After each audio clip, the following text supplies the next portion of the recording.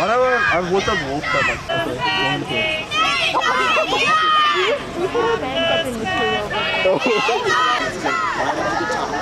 don't get what the pig is. Isn't it capitalist pig? Like I'm in a corner and I just kick them as they're coming in. yeah. What if you're like... No, I don't think we can bring the water up.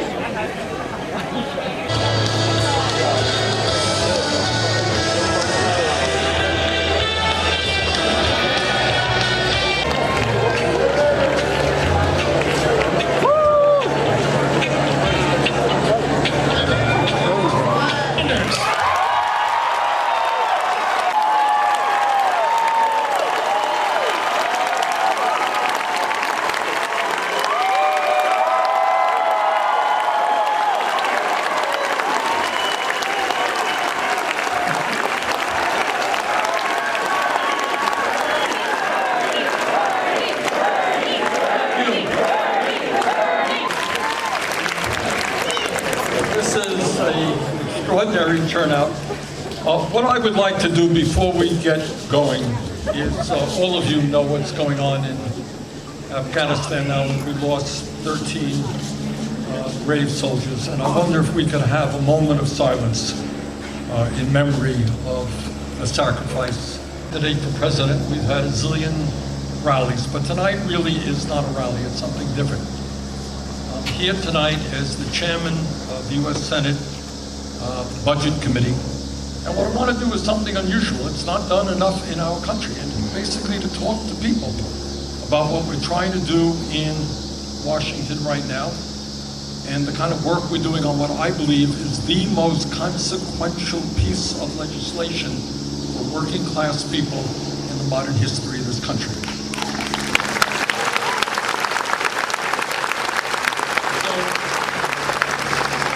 Be a town meeting, and when I do town meetings in Vermont, and I've probably done more than anybody in the history of Vermont, what we'd like to do is to bring people up, kind of ordinary people from the community who will talk about what's going on in their lives, their problems, and their hopes for the future. We're delighted that after I speak, we're going to hear from 5 local folks. Neil Milet, who is a local farmer. We're going to hear from Shannon King, who is the youngest person ever elected to city council here in West Lafayette.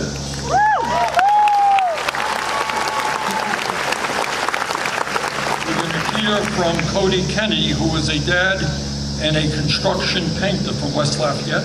We're going to hear from Adrian Singleton, he has his own fan club. He's a student studying here at Purdue, and we're going to hear from Mary McCluskey, who is a mom who benefited from the unemployment program that we developed in the rescue plan. So thank you.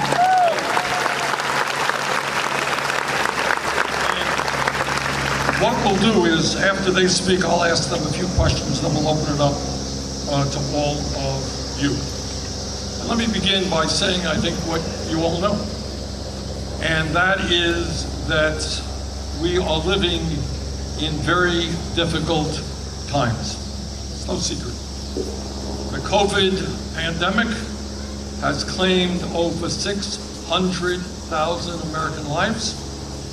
And right now, in hospitals all across this country, the ICUs are filled with people, many of whom have not been vaccinated. If I could say, I would hope that anyone who's watching this program on live stream, anyone here, please get vaccinated, not just for yourself.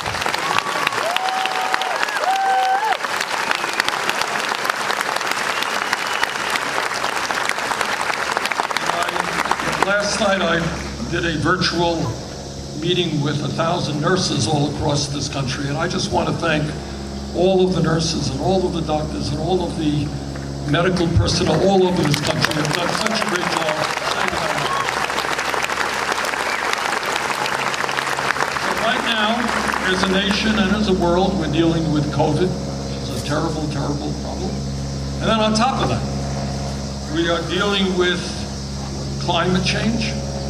which is causing massive destruction in our country and around the world. And I guess there are still some people, and I think maybe most of them are in the Republican caucus in the US Senate, but there are some people out there who still do not believe that climate change is real. And I would just say to those people, open your eyes. Take a look at what's going on in California right now, what's going on in Oregon right now, what's going on in Siberia. They got a fire in Siberia which is larger than any other fire. The smoke is going over 1,000 miles in Siberia. Greece is on fire. There were massive floods in Germany and Belgium. Italy recently experienced the hottest single day that Europe has ever seen. July was the hottest month ever recorded, and as we speak, here in the United States and all over the world, drought is reducing food production, which is a major, major problem. So you got COVID, we got climate, and then we got Afghanistan that we're dealing with right now. And the good news is, in my view, that after 20 years of war, longest war in our history, after the loss of over 2,400 members of the US military, and after $1 trillion of spending, that war is finally going to come to an end.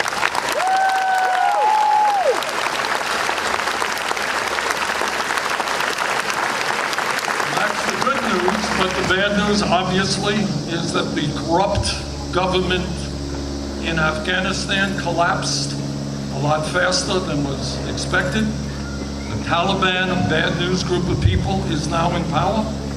And obviously, we are seeing death and chaos at the airport in Kabul as desperate people try to leave. So you got COVID, you've got climate, you've got Afghanistan, you've got a whole lot of other stuff out there. So we have real problems, and what we try to do in this town meeting, in meetings like this, is to not run away from those issues, put them out there on the table, and see how we go forward. But what I would say to you is that in the midst of all of these problems, I am here in Indiana this evening, absolutely convinced that if we have the courage and the determination to stand together in the fight for justice, the fight for economic justice, for social justice, for racial justice, and for environmental justice. And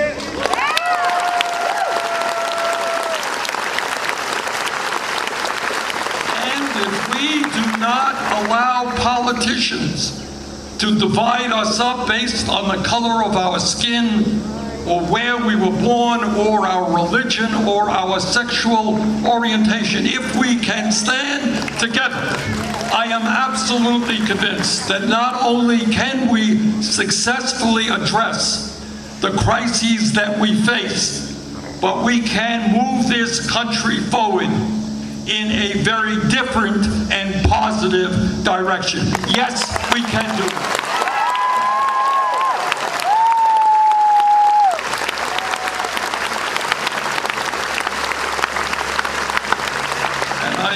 To tell you this evening that we are already making significant progress in that struggle.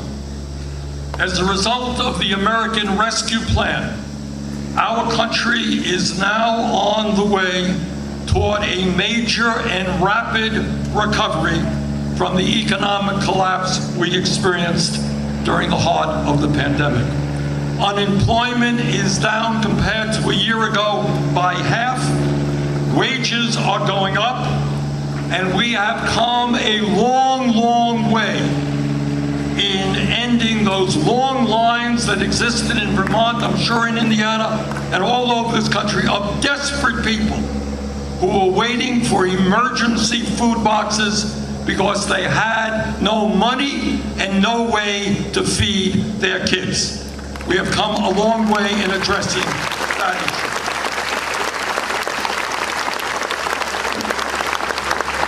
Let me tell you what else we have accomplished.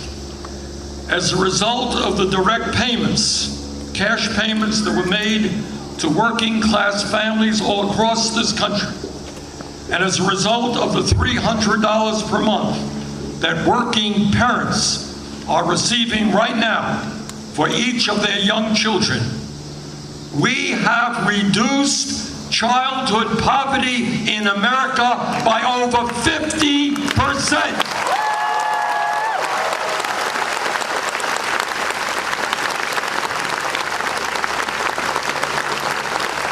For many, many years, shamefully, our nation, the richest country in the history of the world, had the highest childhood rate of poverty of almost any major country on earth.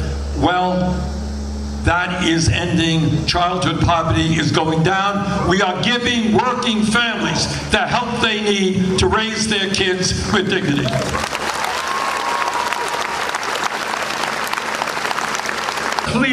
Clearly, we still have a long way to go to create an economy that works for all Americans and not just the 1%, not just the billionaire class, and not just wealthy campaign contributors.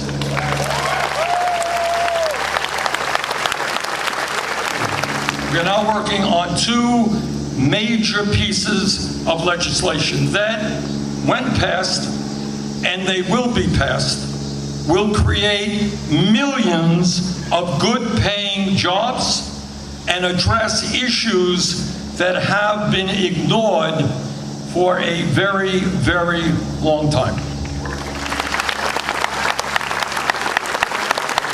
Now, the first piece of legislation, I was not deeply involved in it, others were, but the first piece of legislation, which has already passed the Senate, is a bipartisan infrastructure bill that will invest $550 billion in new money to rebuild our crumbling infrastructure.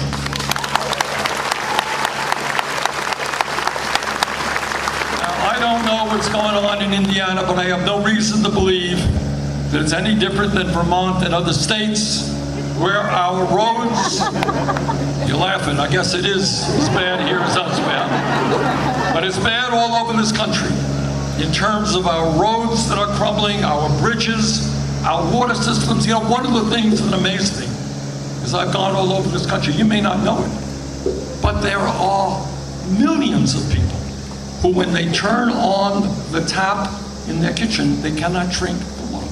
Do you all know that? I mean, it's really quite unbelievable. So you got water systems that need repair. You got our wastewater plants that need repair. We want to expand broadband.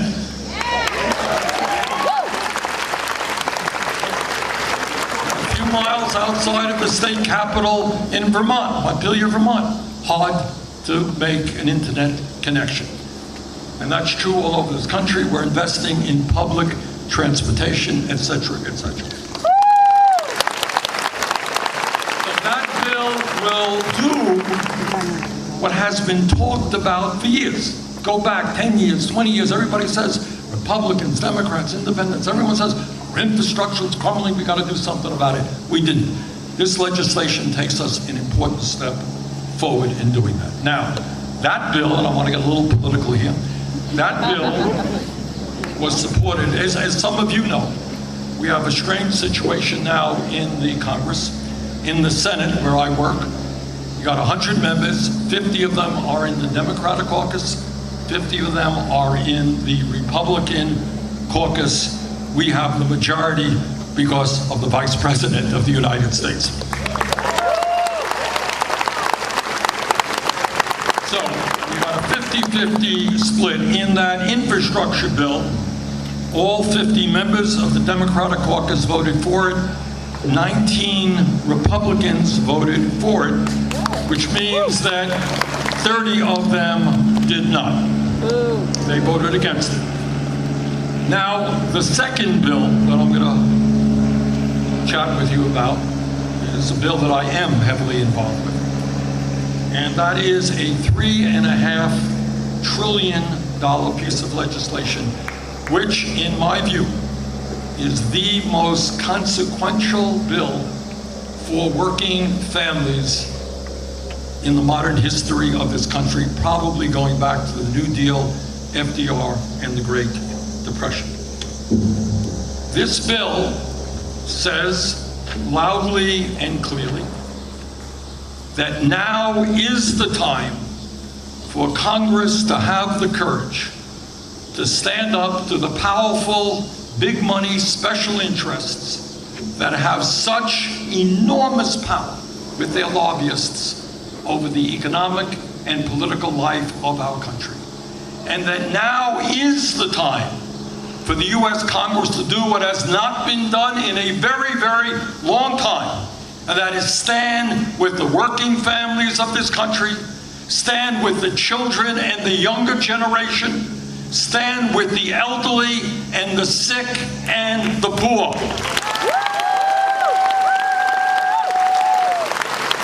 In addition to all of that, now is the time for the United States to lead the world against the existential threat of climate change. We will pass that bill probably within the next 6 weeks or so. The bad news is that we will not, in all likelihood, get one Republican vote. Not in the Senate, not in the House. And I want you all to remember, just a few years ago, all of these Republicans who today are not prepared to stand for the working families of this country, just a few years ago, voted unanimously, or virtually unanimously, for massive tax breaks for billionaires and the wealthiest families in America.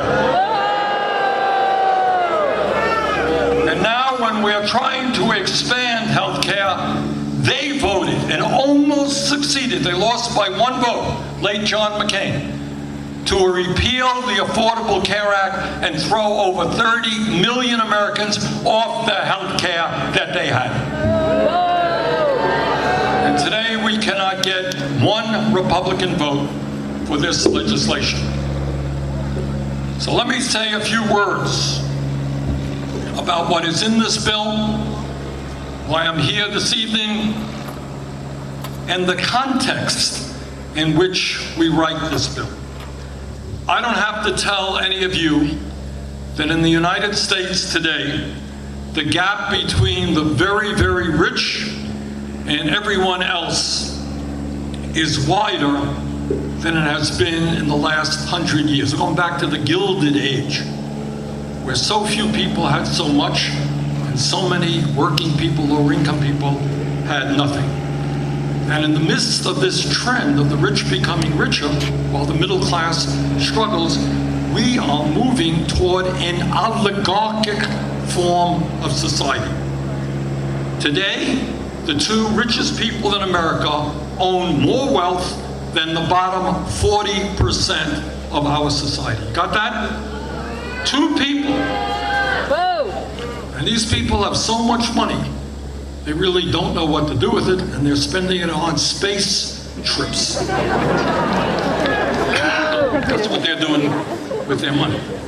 45% of all new income goes to the top 1%. Unbelievably, so we're looking at massive income and wealth inequality.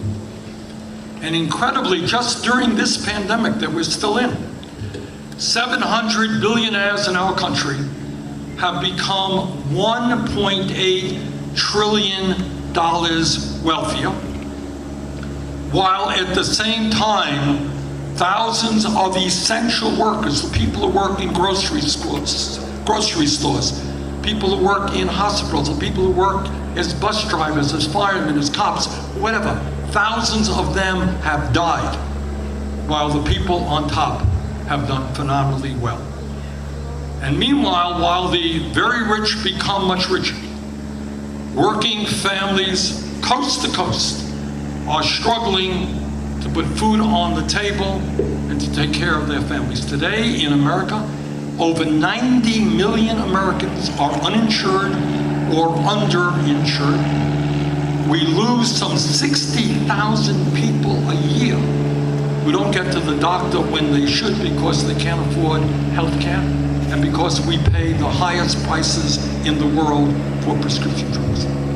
Today in America, the wealthiest country on earth, some 600,000 Americans are sleeping out on the street and do not have a place they can call home. And I got to tell you that in Washington, D.C., literally 2 blocks from the Capitol, there is a tent encampment of homeless people.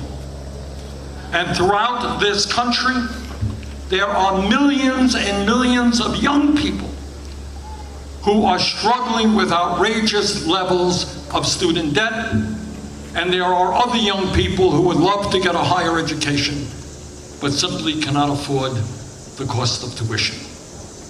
Incredibly, since 1971, we have had, as all of you know, an explosion in technology and an explosion in worker productivity. The average worker today is producing far more than the workers did 50 years ago because of that technology.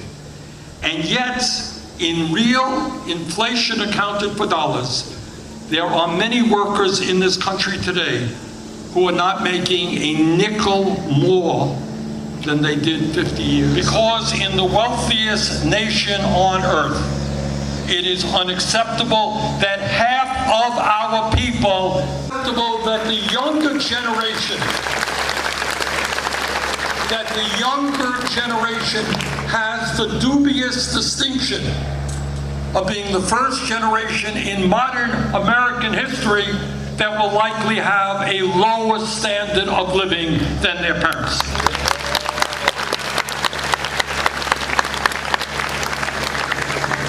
So let me tell you briefly what this legislation will accomplish. Multi-billionaires who in a given year pay nothing in federal income tax, not a nickel. Can you imagine being one of the wealthiest people in the world, and while working people are paying their taxes, if you are rich and you got a whole lot of accountants and lawyers and you know how to manipulate the system, in some years you pay nothing in federal taxes. We are going to end that obscenity.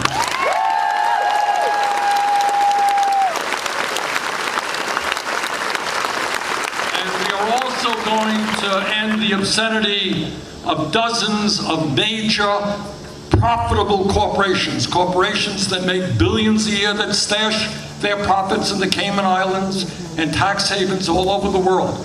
We're going to end the obscenity of some of these corporations not paying a nickel in federal income.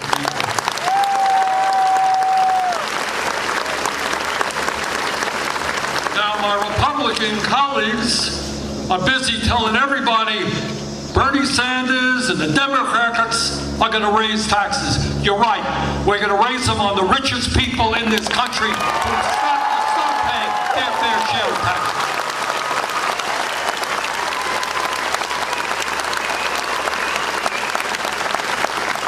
But as President Biden made absolutely clear, under this legislation, no family in America making less than $400,000 a year will pay a nickel more in federal taxes.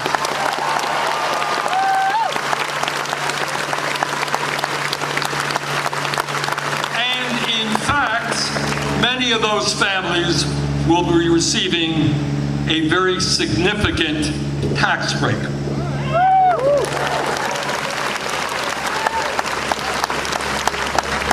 Now, as I mentioned a moment ago, under the American Rescue Plan that Congress passed earlier this year without any Republican support, working parents throughout the country are receiving a monthly check of $300. If we do not pass this legislation, those checks will end at the end of this year. That was an emergency bill that we passed. Has changed. Mom is working. Dad is working. And it is imperative that we make sure that our young people get the best care they can pre-K free for all 3- and 4-year-olds in America. And by the way, when we make these changes in childcare and pre-K, more than 1 million workers, mostly women, will be able to get back into the workforce, which is what they would like to do.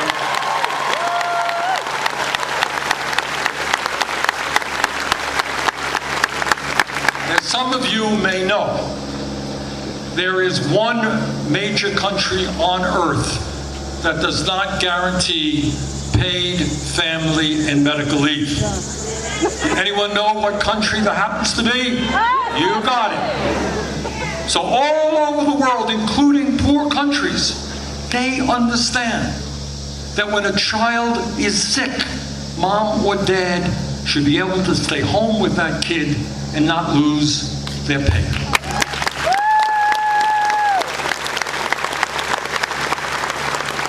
Unbelievably, in America, we have situations, this is not an exaggeration, where lower income women give birth and a week later they are forced to go back to work because they need that income to take care of their family. How many of you know what kind of paid family and medical leaves exist in countries throughout Scandinavia and Europe? Anybody know? What do you get when you have a baby, say in Denmark? You get, it varies country by country, but in many of these countries you get 9 months, 10 months, a year off for mom, time off for dad to stay home and bond with their kids, either at full pay or 75 or 80%. That's what a civilized society is. We are not there yet in this legislation, but it will guarantee 3 weeks of paid family and medical leave.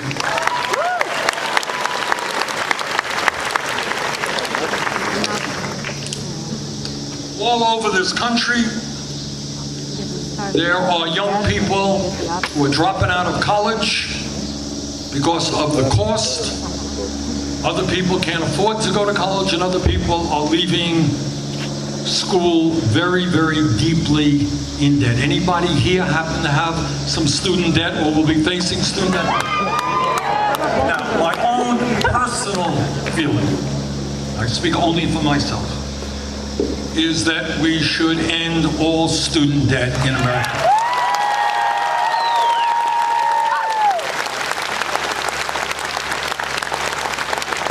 That is not in this legislation. So I got to deal with 49 other senators and the House of Representatives. And what that means are 2 things. It means that if you choose to go to a 4-year school, you can transfer those first 2 years of credit where you're paying no tuition, and that's a pretty big deal. Or second of all, if you simply want to get the training that you need to get a good paying job that's out there, you'll be able to do that. On top of that, making community colleges tuition free, we're going to greatly expand Pell Grants to help working families. And we are going to make a large investment in HBCUs, historically black colleges and universities.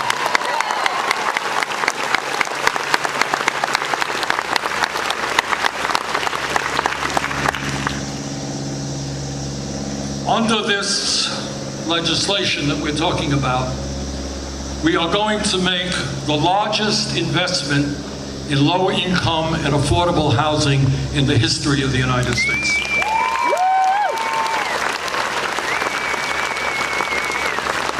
All across this country, and it's not just homelessness, of which we have 600,000 people who are homeless. It is the fact that we have some 18 million households who are spending 50% or more of their incomes on housing. Because in many communities all over this country, because of gentrification and in other reasons, cost of housing is sky high. We are going to build more low-income and affordable housing than any time in the history of this country.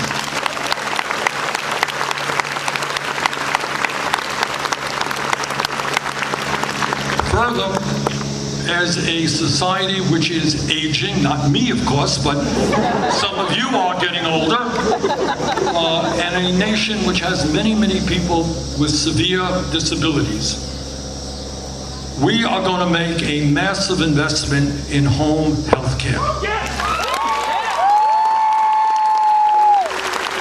That means is we're going to make it easier for older people and people with disabilities who want to stay in their own homes, get the help they need in their homes rather than force them into nursing homes.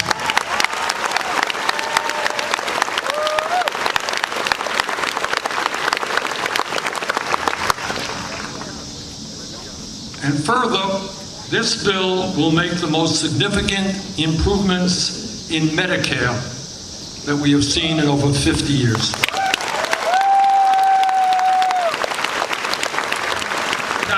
My own view, again, I'm speaking for myself, not anybody else, is I happen to believe that the United States should join the rest of the industrialized world and guarantee health care to all people as a human right. And the easiest way we do that is develop a Medicare for all single-payer program.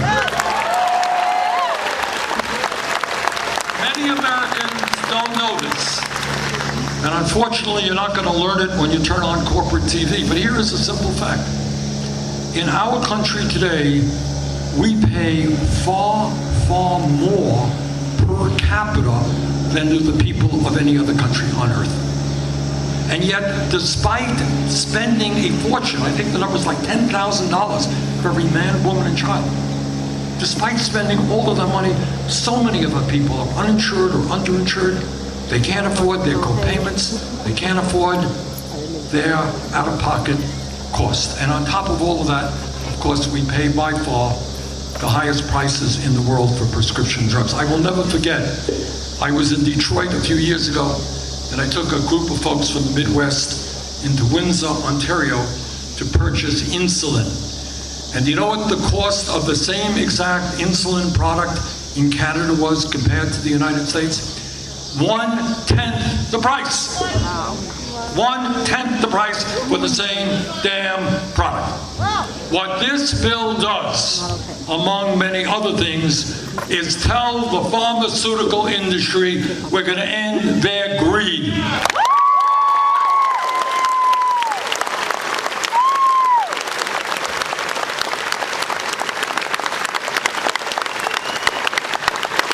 Have Medicare negotiate prescription drug prices with the pharmaceutical industry so that they cannot charge us any price that they want. And furthermore, what we are going to do is expand Medicare to cover dental care, hearing aids, and eyeglasses.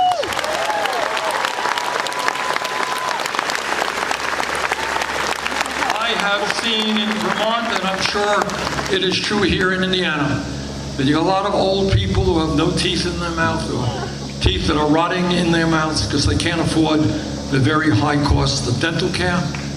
There are senior citizens who can't communicate with their grandchildren because they can't afford hearing aids. People cannot see properly because they cannot afford eyeglasses. So it is not everything that I want, but expanding Medicare to cover dental care, hearing aids, and eyeglasses, and lowering the age of Medicare eligibility is an important step forward.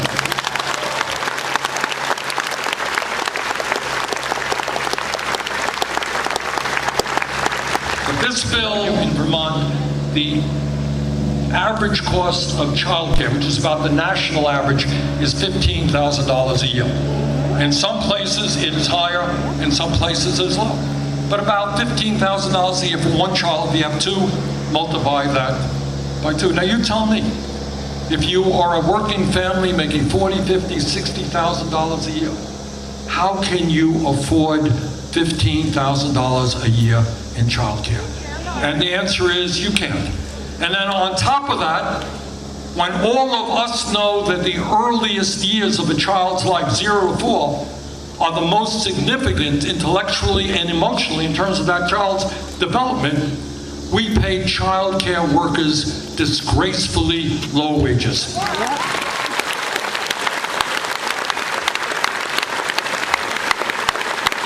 what this legislation will do is move toward making sure that no family in America pays more than 7% of their income for child care. And those young people will help lead our country in combating climate change and transforming our energy system.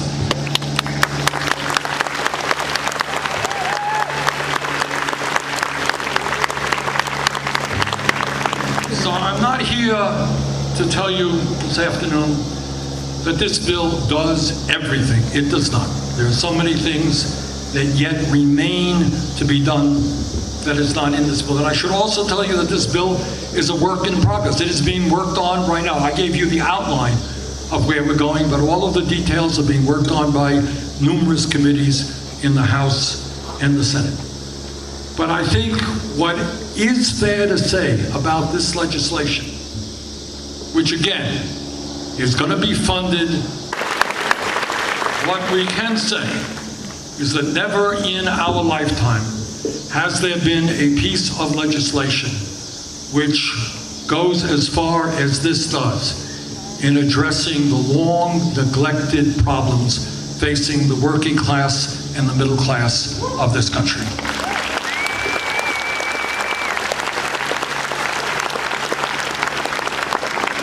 What I would like to do now is bring up some of your neighbors to talk a little bit about what's going on in their lives and what they would like to see in a budget and where they would like to see America go. And let's begin with Neil. I am a farmer, and I'm proud to be one. Living in rural America is really a special thing. You know, it's more than just, yeah, there we go. It's a special place, right? But more than anything, I think it's what makes it special. It's the people. You know, you can go to California or Chicago or London, wherever you want to go and do great things. But staying at home with your parents, your family, taking your grandma out for ice cream, it's hard to beat that, you know, especially at this point for me in life. Does anybody here know what a combine is? You see those things out in the field? All right, they're usually red and green, but we developed one that's orange. It's called the Tribine. And the goal for the Tribine is to reinvent 70 years of stagnant innovation when it comes to the harvesting space. And essentially what this does is it helps use less fuel because you can cover the ground and harvest the crop without a grain cart. And we've also started doing stuff so we can actually plant a cover crop as we're harvesting, in corn, soybeans, wheat, whatever. And there's a whole lot more coming. We can potentially help kids from rural America and the urban centers use their ideas and their collective knowledge and their dreams and their passions to say, hey, we may not agree on everything, but we can use everything else that we're capable of to make the world a better place. Thanks, everybody. To do something to better our climate, and that's so crucial.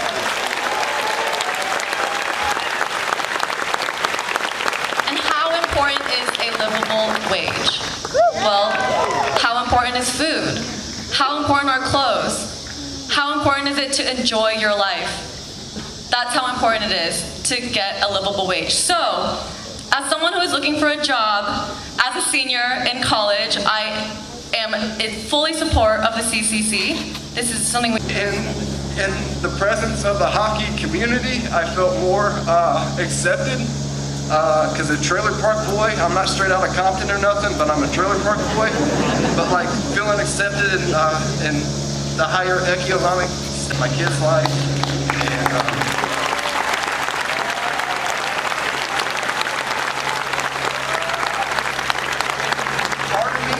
almost feels I've never received unemployment in my life as a man, so I know I have a strong work ethic. I was in the fields detailing corn when I was 12 years old, pulling for Pioneer.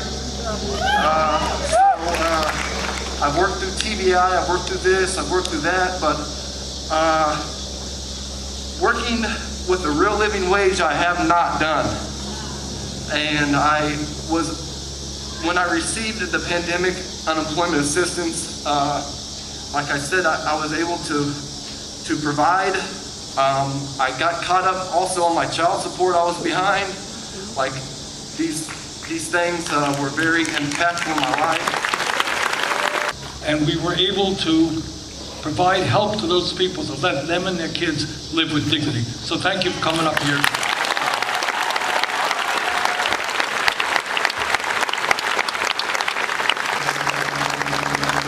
Right, it will exacerbate unsafe and intolerable working conditions, especially for those who work outside.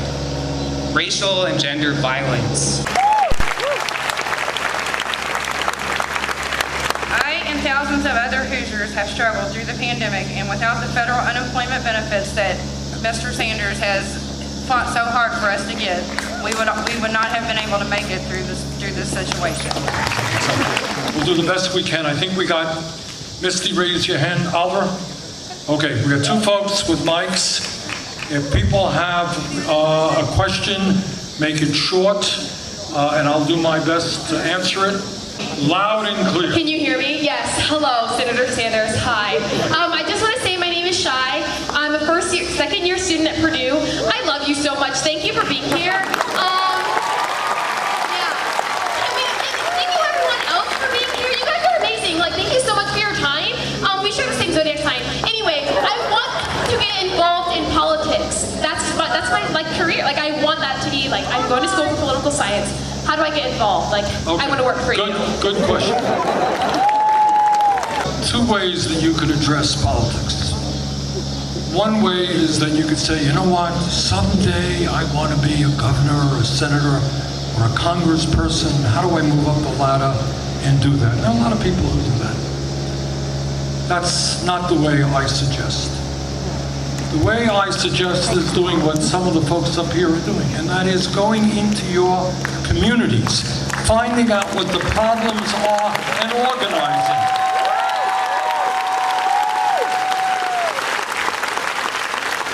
The reason that the rich get richer and so many working families are struggling and kids leave school with huge student debt and people sleep out on the street is because, as I think somebody here said, we are not organized effectively.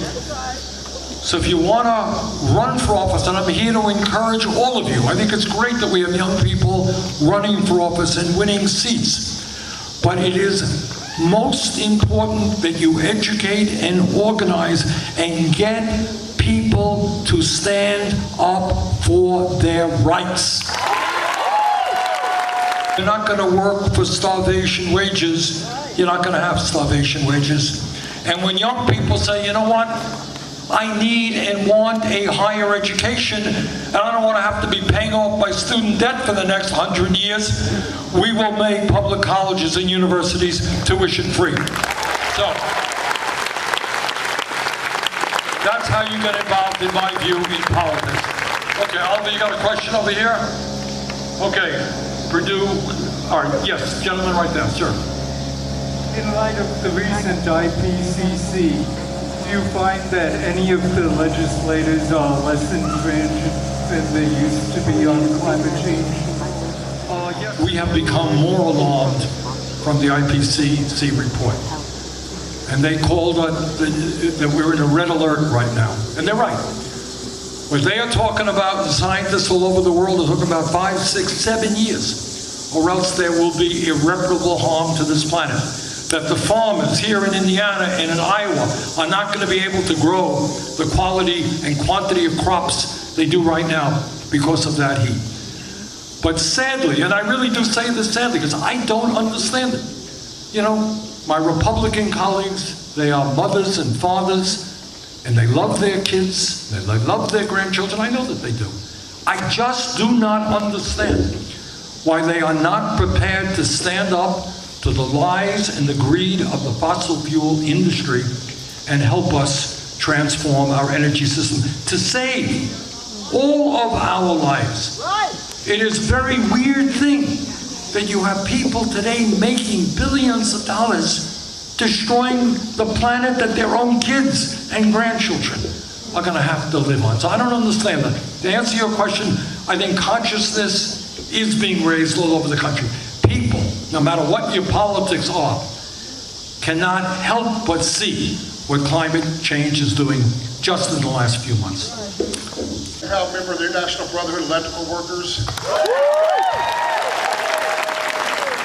I want to know, what's this bill going to do for my industry and my fellow brothers and sisters?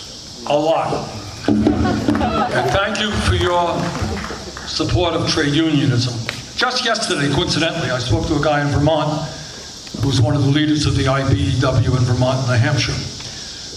I don't know what you're doing here in Indiana, but all over this country, IBEW members are installing solar panels. You're doing that here? Well, that's what you're doing now. Okay, thank you for doing that.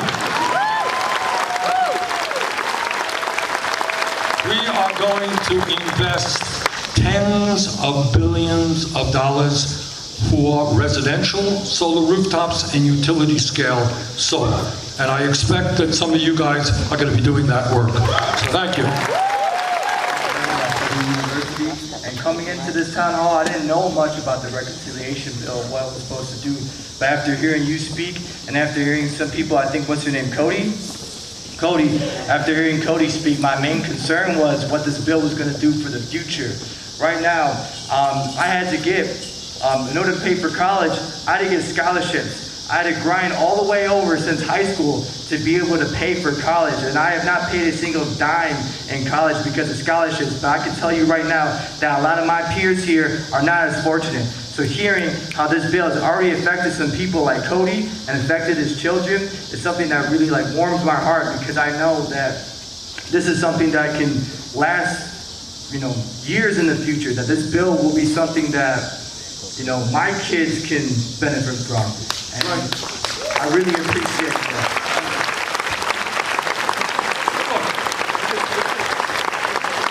What some of us are trying to do, thank you very much for your comments. What we're trying to do is change the social paradigm. That you stop and you think. Anybody who has a brain in his or her head understands that in a competitive global economy, we need the best educated workforce in the world, right? No one doubts that. If people understand that literally today in Vermont and in many parts of this country, there are important, good-paying jobs. We do not have in Vermont solar installers, the number of solar installers that we need. We don't have the number of nurses that we need. We don't have the doctors. We don't have the dentists. We don't have all kinds of workers in important areas. A sane society says we want to make sure that all of our kids, regardless of their income, get the best education that they can. Right? And that means you want to be a mathematician, that's great, but we need people who can do plumbing, who can do carpentry, who can fix cars. We need people to get trained to do that as well. So the demand has got to be, and we're not there yet. This bill is a good start, making community colleges tuition-free and expanding Pell. But the day will come with your help when we will make higher education, public higher education, tuition-free. That's what we've got to do. In 2020 elections, voting for you and stuff, and you losing, sorry, by the way. But because of that, they are disillusioned and don't know what to do, and if they even should be involved in politics because they don't think anything's going to change. How do you address them? I beg of those students, and I thank them all for their support, if there ever was a time not to sit it out. We are looking at this bill right now is because of a strong progressive movement all across this country. We have raised consciousness. And my friends in the House and the Senate. We have some great members. I don't know if you all know, great new House members. Cory Bush, among many others. Alexandria Ocasio-Cortez. Continues, and we are now fighting. We are fighting for the future of this planet. This is a fight that no one can afford to not participate in. I'm student at Purdue. My question is, so with everything going on, everything can be pretty scary. Like, we have 7 years left to fix the climate crisis, or what's going on in Afghanistan. Do you feel that fear is a valuable asset in the fight for change? And if not, how do we combat it?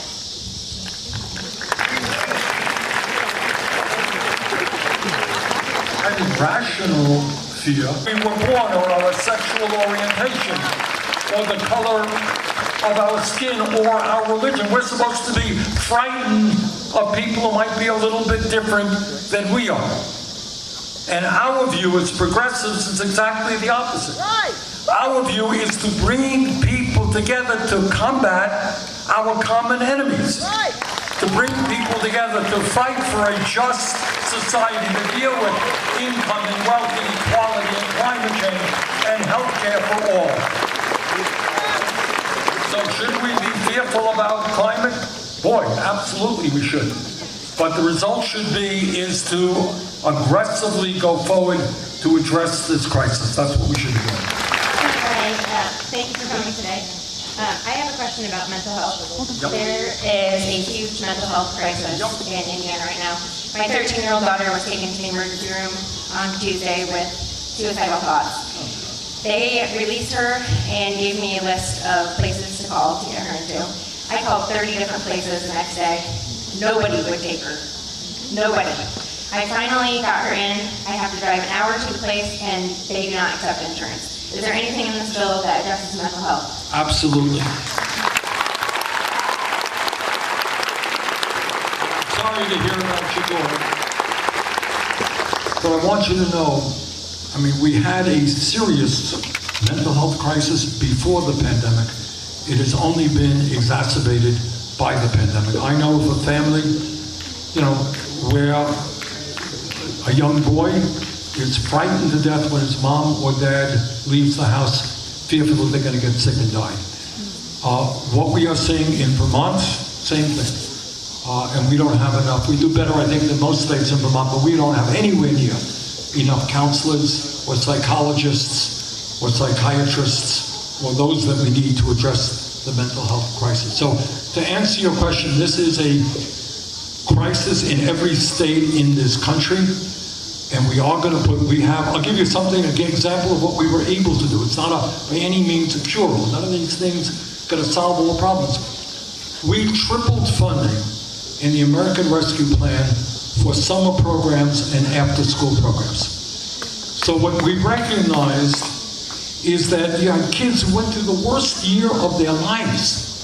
And we gave school districts all over the country substantially more money to have recreational programs, to have academic programs in the summer, and to make their kids feel a little bit better. So there is an enormous amount of work to do. You are not alone in this, and the answer is yes. There are billions of dollars going into mental health in this bill.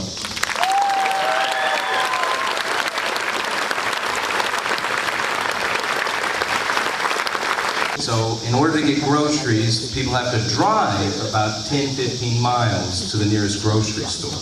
Now there's been talk about setting up like a Dollar General on the far outskirts of town where everyone would have to drive to it to provide groceries. But from what I've read, Dollar Generals just suck the wealth and life out of communities that they reside in. So what I'm asking, is there anything in the reconciliation or the bipartisan bill or even future legislation that would address these food deserts? And because I know, like in red line communities with African Americans, Hispanics, where the population is much denser, they face this problem even worse. That's right.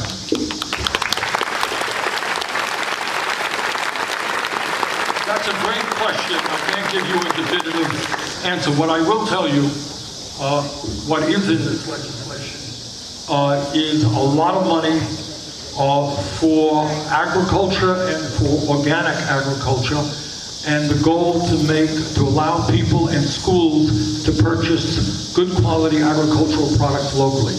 That there is in there. But you raise a serious question. I don't know the answer. I can't tell you if there is a provision in the bill to deal with that. Ms. Lee. Okay. Senator Sanders, given that you were steamrolled into not passing the $15 minimum wage by Biden, how can we be sure that you won't allow the conservative Democrats in the Senate to take out the progressive parts of the reconciliation? Good question, but your starting assumption is not correct. You're not steamrolled by Biden. I won't bore anybody here. If you want to get bored, if you have trouble sleeping some night, read Senate rules. They'll put you right to sleep. You know, what ended up happening is that, among other things, we had zero Republican support to raise the minimum wage to $15 an hour, and we did not have all Democrats. That's the simple truth, and you had a parliamentarian. Well, that's a whole other question. You can, but look, I wish I could tell you that everybody in the caucus has my political views. They don't. We work very hard. I talked to you about what the American Rescue Plan did. That got 50 votes. We lose one person, we don't have it. So, you know, Chuck Schumer, who's the leader, is working hard, trying to bring people together to do the best that we can. Is your point worthy of concern? Yeah. Are we going to have to fight like hell in the House and the Senate to maintain and protect the progressive provisions? We will. Okay. I live 2 hours in South Bend, Indiana. But my concern is, on this reconciliation bill, how are we going to make these pharmaceuticals back off on jacking the prices up when my wife's medicine, Xarelto, went from $92 for a 3-month supply, and she got a notice 2 weeks ago it was going up to $580. How do we stop that? Well, I will tell you how I would stop it. And I don't know that we're going to get there in this bill, but we're going to make some progress. You should understand, first of all, the issue that you raised with your wife, millions of people are in the same boat. The pharmaceutical industry is perhaps the most powerful lobbying force in Washington. Well-paid lobbyists, including former leaders of the Democratic and Republican parties all over Washington. They have never lost a political battle. And that is why they can raise their prices to any level they want, and why it is quite likely that your wife is paying far, far more for the same medicine that people in Canada or Europe or Mexico are paying. If we are successful in this bill, it doesn't do everything I want. It will be the first time in American history that Congress will have stood up to the pharmaceutical industry. Now, what does it do? Now, we don't know. It's not all written yet. But one thing for sure, the President was just talking about this the other day. It will have Medicare negotiate prescription drug prices with the industry. In my mind, the business model of the pharmaceutical industry is fraud. They are the biggest bunch of crooks in this country. They are responsible. I have talked to too many people who have become sick or seen family members become ill because they cannot afford the outrageous price of drugs in this country. Meanwhile, year after year after year, they make enormous profits and they pay their CEOs outlandish compensation packages. So we are beginning. It ain't going to be everything I want, but this legislation begins for the first time to take on the greed of the pharmaceutical industry. And I'm a senior at the West Lafayette High School. Wonderful. So you said that the best way to get politically involved is to get involved with your community and organize initiatives within your community. Yep. So my question is, how would you recommend that young people, specifically high school students, get involved with their community? Good. To see you here, thank you very much for coming. All right, look, you have got to go out and speak to your fellow students and ask them what the issues are that are on their minds, okay? Now, maybe it has to do with what's going on in your own school. Maybe you're unhappy about this, that, and the other thing. In which case, you guys can come together and go to your local school board. Do you have a local school board? You have the right to go before your school board and say, look, we go to the school and we are concerned about A, B, and C. You have the right as students, I suspect many of your fellow classmates want to go to college and are worried about how they can afford to go to college, right? Bring in representatives of the state legislature. Bring them right in. Say, we want to do a town meeting like this to answer our questions, or come to our high school. Okay? Talk to the governor of your state. Talk to your state senators and your congresspeople. You are very important. When you put together a meeting which has, 100 young people, politicians are going to want to talk to you. And they're going to want to listen to what you have to say, or else they know you may not be voting for them in the future. Those are some of the ways you can have an impact on what's going on. Last question, Alma, where are you? Okay, here you go. Good evening, Senator Sanders. I am a mother. I've been a Hoosier my entire life. I'm a United States Navy veteran, and I'm with addressing climate change, which is first and foremost, my concern is the men and women who work in the trades that are going to be outdated by the Green New Deal, by doing the things we should do, like stopping mining for coal and oil fields. And so with the bill, any of the bills that you have put forward, or even in future legislation, is it going to be possible to have transitionary programs? Absolutely. Look.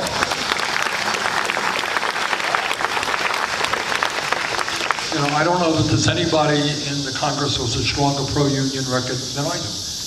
All right? It has never dawned on me to think of coal miners or people who work in the fossil fuel industry workers as my enemy. They're not. They're working hard, sometimes hard, dangerous work, trying to make a living and take care of their families. They're not our enemy.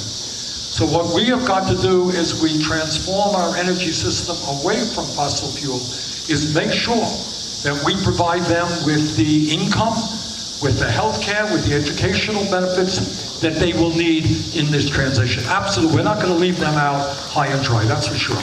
This is a great turnout here. And I want to thank all of you for coming out.